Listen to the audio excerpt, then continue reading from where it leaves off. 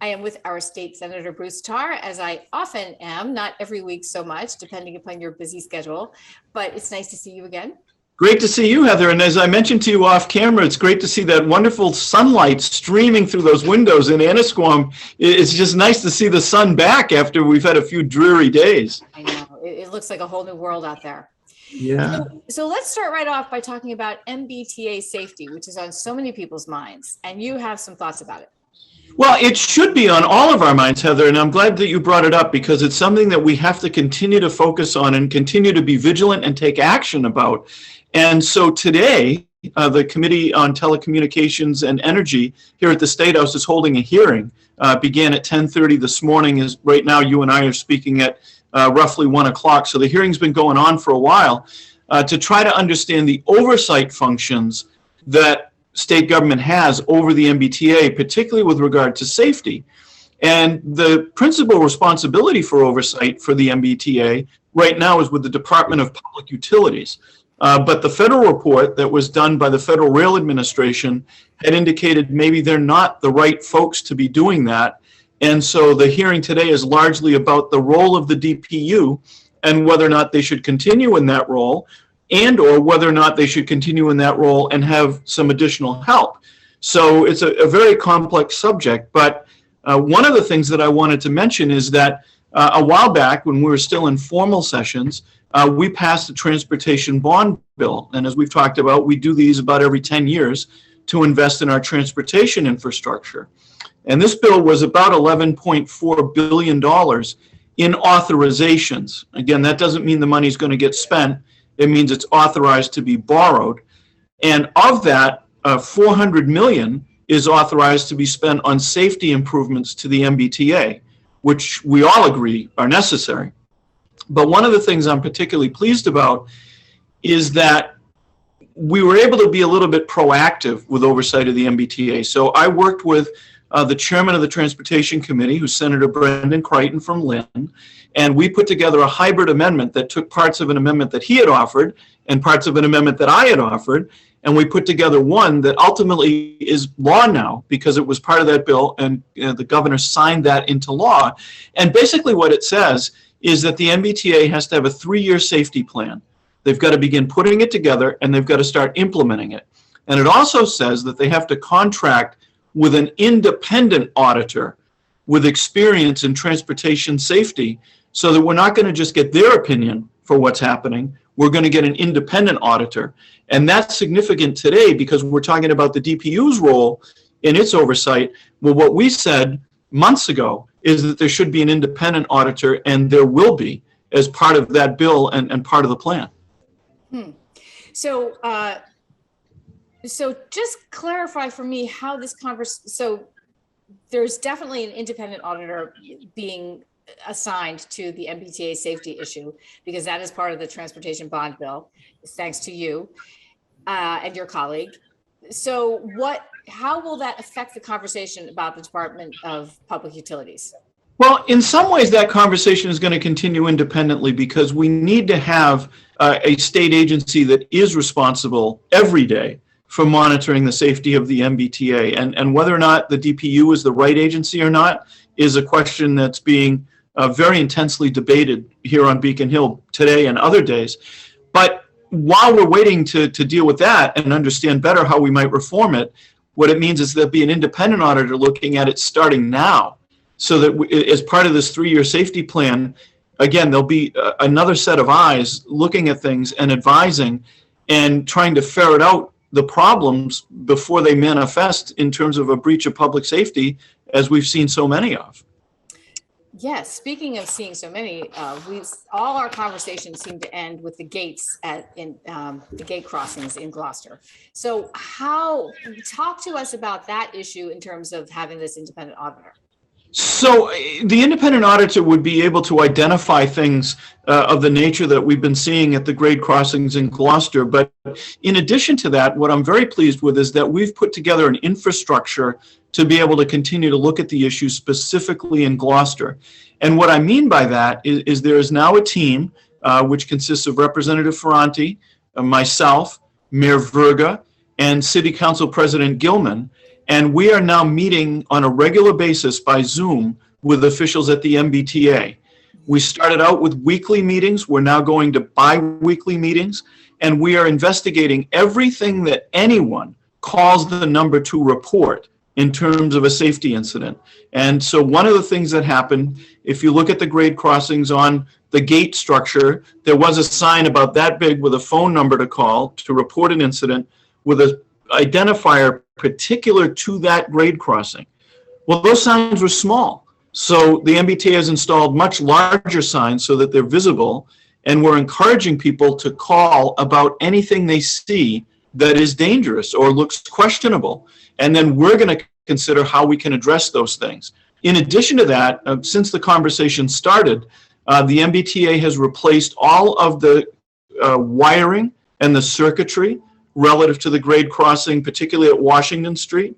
It has vacuumed and cleaned all the ballast because that can affect the circuits that cause the gates to deploy when the train approaches the grade crossing. And they continue to explore other things that can be done. I think we've talked in the past about adjusting the time the gates stay down when the train is at the station. And the idea behind that is they won't go back up again and then traffic start flowing. And then when the train leaves the station, have them come back down. So that timing has been adjusted. So we are working together continuously, step by step, to address the issues that have been raised and the ones that might be raised in the future. And it's a really productive conversation. And one of the things the MBTA is also doing is bringing in the manufacturer of the gates to determine if there's anything else that could be done to help them be in compliance with operating the way they were designed to operate. So it's an ongoing conversation. It is not a conversation that's going to stop until we have satisfaction that there is nothing left to be done that could make these gates even safer. And have there been any more incidences? I think I talked to you 2 weeks ago. There have been some that have been reported to the number, the 800 number, and I want to say thank you to people who have been using that number, because those calls are the basis for our discussions. And so I know folks have thought in the past that it's good to post these kind of things on social media. And while I won't make a judgment about social media, I will say unless it gets officially reported, it doesn't get considered. So I want to thank the folks that have been calling and have been providing us with information. And as we may have talked about in the past, there is a so-called black box in the signal system that records malfunctions and records things that are unusual. And we've been able to correlate that with some of the calls to figure out what's going on. So it's a very important part of the process. So I asked Ethan Foreman this, and he did not know the answer, but that's not because he's not doing his job. He certainly is. Are there any other issues that are similar to this, to the Gloucester issue around the state? There are. And first of all, I want to congratulate Ethan for his outstanding reporting and his very thorough reporting of this situation. Mm-hmm. As you may recall, back in January, we had a grade crossing issue in Wilmington where unfortunately a motorist lost her life when the gates did not come down as the train was approaching. And that led to a series of discussions between Wilmington officials. You know that I represent Wilmington, so I've been in those conversations. And in that case, what was determined is there had been a signal maintainer working on the gates who didn't return them to functionality before he left. And so there's been a change in protocol because of that incident where no train will be dispatched unless and until it's confirmed that the gates are actually working, have been returned to service. So there's certainly an issue there. And then there's been an incident or two in North Andover, which I also represent. And we've talked there about trying to address some of those issues. Don't seem to be as mechanically oriented, maybe as protocol oriented in terms of what's been going on between trains and crew. But it's important to understand there are about 292 grade crossings in Massachusetts, and they are critical to public safety because they are where the trains interact with motorists and pedestrians. And so we need to make sure that at those locations where the potential for damage to occur or injury to occur is its highest, we need to always be working on making sure they're safer. So my last little tiny question is, You are saying grade crossing, and I said gate crossing. So what makes it a grade crossing? Well, grade crossing is a term that relates to the fact that the tracks are at the same grade as the road. So they're not on a bridge, they're not elevated, they're at the same grade, which is why motorists can pass over them and why it's a particularly sensitive situation because there's no sort of barrier in the road. It's at the grade. Now, gate crossing is also a term that's used, and there might be folks more expert than I that would tell you something different. But as far as I'm concerned, you can use them interchangeably. Okay, thank you. So, and I keep saying gates because it seems as if the gates are the issues in the Gloucester situation. Well, that's correct, and everything relating to the gate. So the approach circuits, the sensors that sense when the train is coming, but all of those things are related to the issues that we've been dealing with. That's correct. So let's move on to some good state news. Tax collections, they just never stop getting better.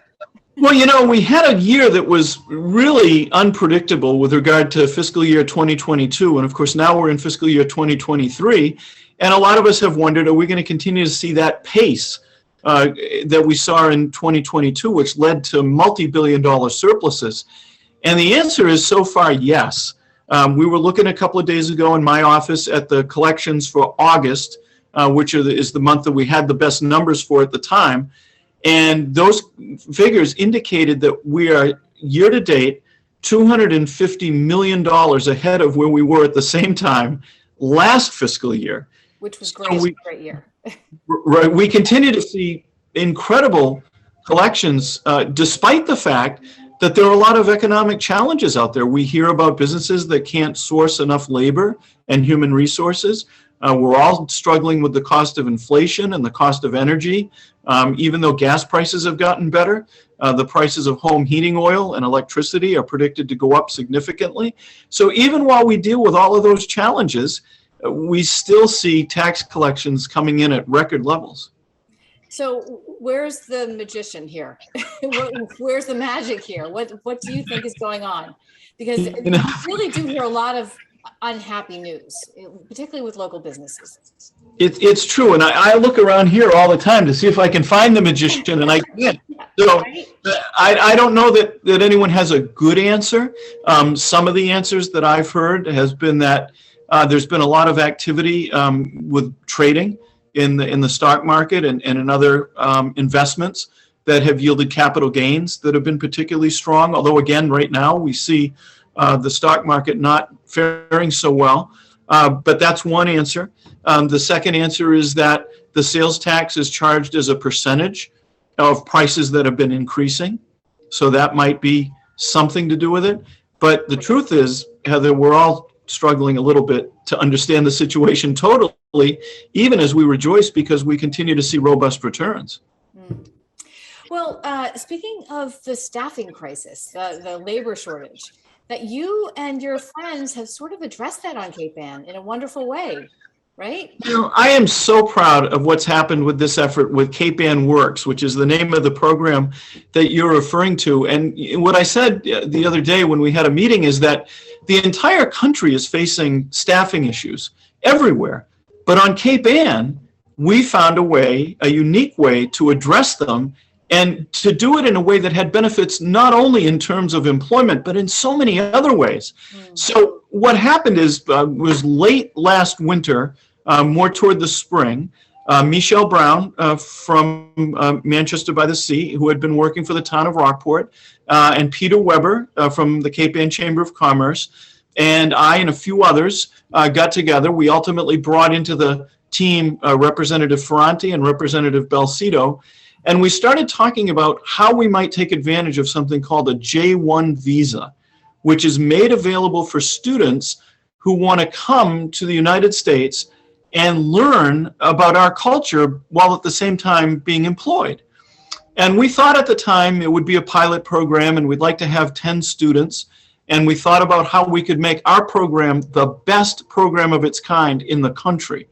And keys to that were having transportation and housing, so that the students didn't need to find those things on their own, so that they could be part of a programmatic response. And fortunately, CADA was unbelievably responsive. Felicia Webb, the manager who's leaving CADA, became part of the team and created bus routes and a bus pass for the students.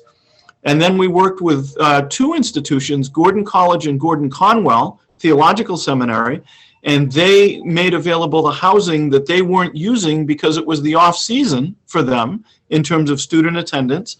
And so we were able to provide housing and transportation for a single fee that the students paid.